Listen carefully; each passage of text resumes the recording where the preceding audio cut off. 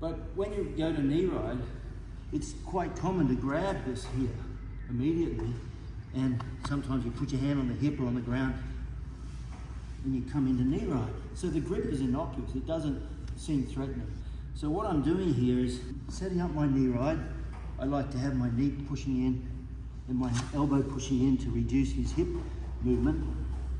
And I'll get this grip here and I'll jump up in the knee ride. See how I have a really acute angle here?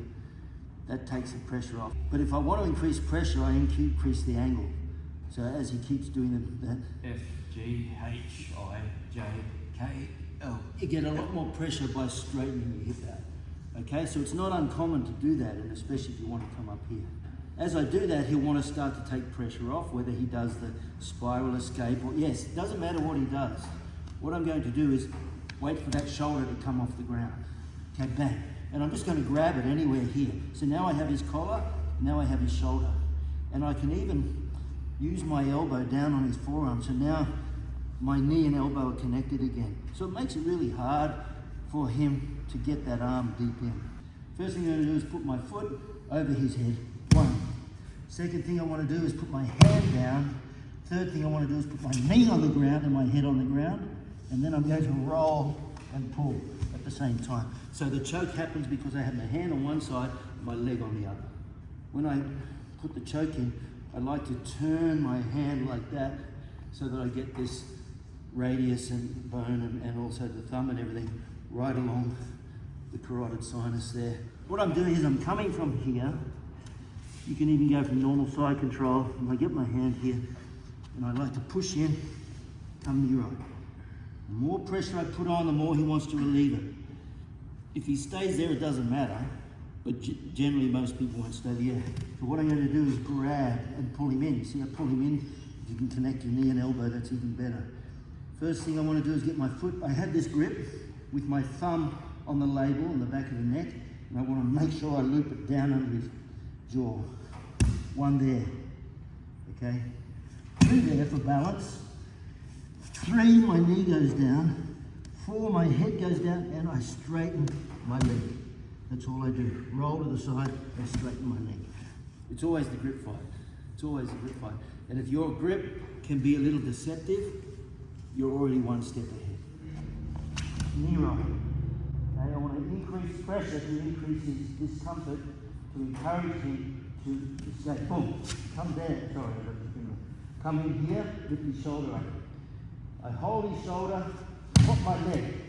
Once I get my leg over, my hand goes down, my knee goes down, my head goes down, I turn that in and extend my leg. And if you find you come here and I want to get it, they don't give me that reaction I want, 9 times out of 10, the most common reaction to the knee ride is head up. The head comes up, okay? So if I want to do it and he starts to, for example, brace this arm against my elbow, I know that he knows. If anyone puts this hand on my collar, the first thing I do is I'll brace my hand on the elbow. Okay, so it makes that very difficult to go from there. So what I'll do is I'll actually come back down here again and see how I'm trapping, you can't see it, but I'm trapping his hip between, if his hip wasn't there, my knee and elbow would be pressing together. So I push them together there to make his hip movement very, very difficult. Then what I'm going to do is jump up again, boom, and then I'm going to slot my hand underneath. And I don't go deep for the choke immediately because it's 90% head position, his head position. If I go deep and his head's looking in, I'll spend a lot of time trying to get a choke that's basically not on. So what I need to do is make sure the head is past the center line that way. So when I pop the hand around, I'll quite often push his jaw with my fingertips, see that? And I'll lie here and I'll push it with my wrist. So now you see how his head focuses. So that's the move, but like the 80-20 that makes it work. From here, knee, his head comes up.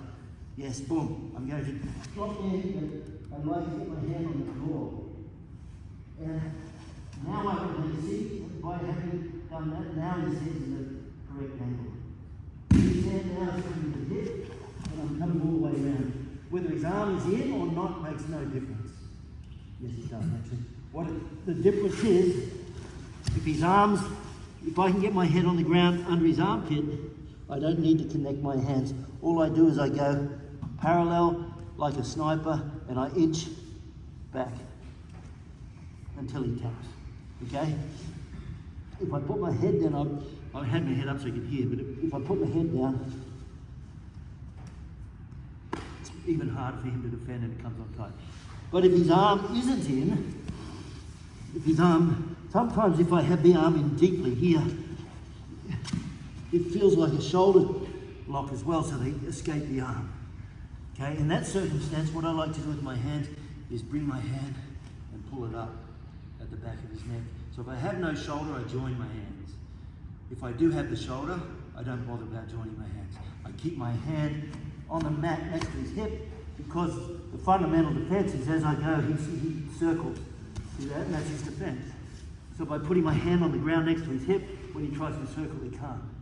So I leave it there if I have the arm. But if I don't have the arm, I'm going to join my hands together and bring my head to the ground here, and then I pull up here instead. And then just go backwards there. So it's out of the frying pan into the fire if he wants to escape his arm because of the arm pressure. So I've gone here, I want to get that Canto Choke, but he's ready to pop my elbow. I can push the arm like that, yes. Okay, so if I feel his arm there, what I'm going to do next, I'm going to slide back. And then I'll come up again. When he pops his head, he can have the arm, because I'm just going to pop it there. I like to have my fingertips on the jaw, and that becomes a battle. You can spend a whole minute trying to get his head. Okay, it's a minute well spent. I'm going to drop my lips low and push his jaw as I extend my arm. I want to reach all the way through to the broadwater. That first. Next thing I do to stop him from repositioning here is I'm going to put my hand next to his hip. Come around, come around, come around. Okay, and I get to here, and I drop my head down to here. Yes, there like that. If you have the arm, I put it under the armpit. It's even tighter. If I don't have the arm, I like to grab my arm, pull it up, put the head here, and I just wet blanket back. And you don't squeeze the arm. If you squeeze the arm, you create space. You go like this, and this gets all tense, and there's a little hole appears, and then they can survive on that until the bell goes. But all I do is I relax, just toes. And every time I go back, it's like the head starts to extend and pop. Look, from my experience, I go for this, but sometimes I can't get it.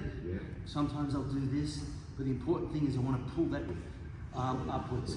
So I get it up there, up here. Sometimes you can't even get all 4 fingers, so you might even pull your own fingers up like that. The important thing is just remember to keep the thumb up, so you've got the radius bone right behind the neck, and pull it up. And that way, it doesn't. If you don't get the choke, you get the neck crank. Don't stay asymmetrical when you do it. Just put your head here. So when you come around, the first thing is I need to get this elbow under the head. If your elbow's over there, it's much harder. I don't want my elbow there. I want it all the way under the head. See that? So that's what, like I said, I want to shoot as far as I can.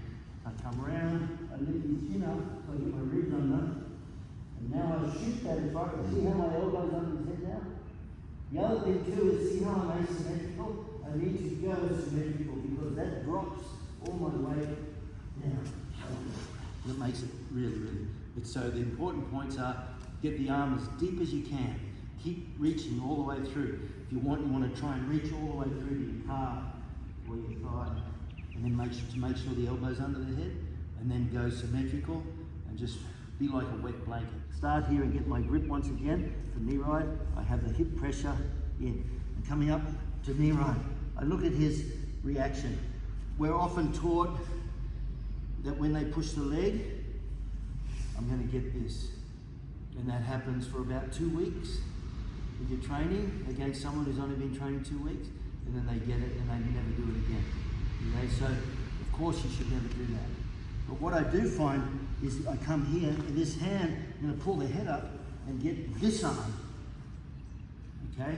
So even if he's doing everything right and everything's tight, by pulling this up, and I can take my hand under here, and even if he fights it, I get, look, Now he tries to get his elbow back to the ground. It's really hard. Just like I got my ribs under the jaw to turn it, I'm going to get my ribs under the elbow to push it. See that? And I don't want him to have that back now. Boom. And I have that there. There's two ways I can go. I can turn that way, cross face, Kimura. Hip in, hip controlling. Come up, there. He defends. What I'm going to do is come under here, push and get my, see? Now he tries to pull his elbow back, it's really hard, okay? And then I'm going to cross face. The reason I cross face is to stop him from being able to turn in, bang. And the Kimura comes on super smoothly. The other thing you can do is when I get in this position, I'm going to come over here and collect this arm like that.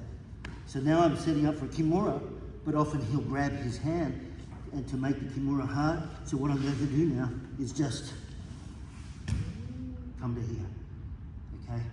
If his hand's like that, I'm going to wrist lock it, but it doesn't matter how the hand is. What I'm going to do is come here and fall that way. Why? Because when I fall straight back, I'm fighting his pecs, shoulder, biceps, everything. If I fall up here, I'm fighting his deltoid, and that's about it. So I just come up here, look. As soon as it breaks, I keep the knees tight, and then I circle back here. I don't even bother grabbing the hand too early, because I may need to manipulate it to stop like hitchhiker escape and everything. The hitchhiker is there and he rolls out, okay? So to prevent it, what I'm going to do is, as he starts to hitchhike, I'm going to drop it down there towards the south. Okay.